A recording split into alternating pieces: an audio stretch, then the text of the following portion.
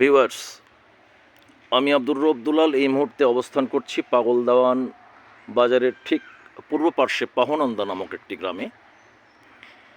আজকে জুমার দিন।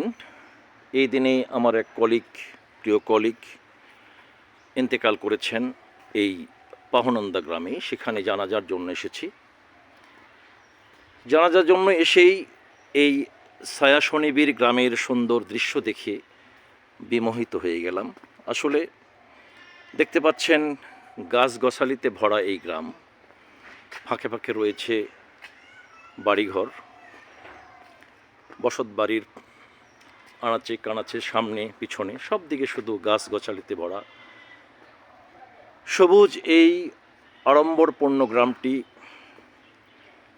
ক্যামেরার ফ্রেমে বন্দি করা থেকে বিরত থাকতে পারলাম না।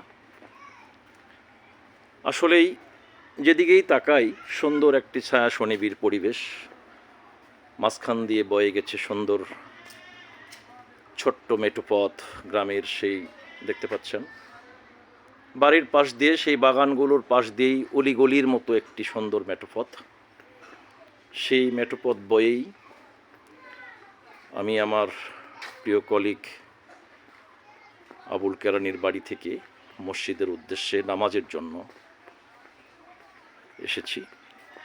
একটু পরেই মসজিদে প্রবেশ করবো ইনশাল্লাহ। সেই সামান্য সময়ের ফাঁকে এই গ্রামের ছায়া শনিবীর পরিবেশ আপনাদেরকে একটু শেয়ার করার জন্য প্রচেষ্টা মাত্র।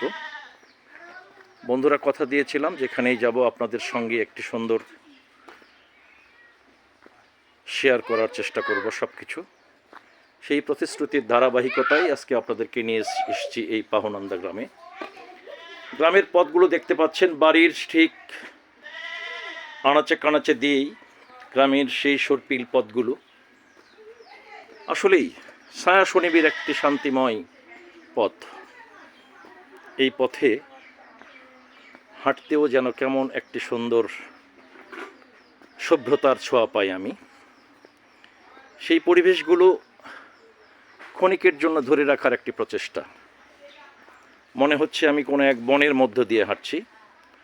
সুন্দর এই পাহনন্দা গ্রামের সেই ছায়া শনিবীর পথগুলো এই মেমোরিতে ধরে রাখার জন্য একটি ক্ষুদ্র প্রয়াস মাত্র। আসলেই অনেক সুন্দর একটি গ্রাম।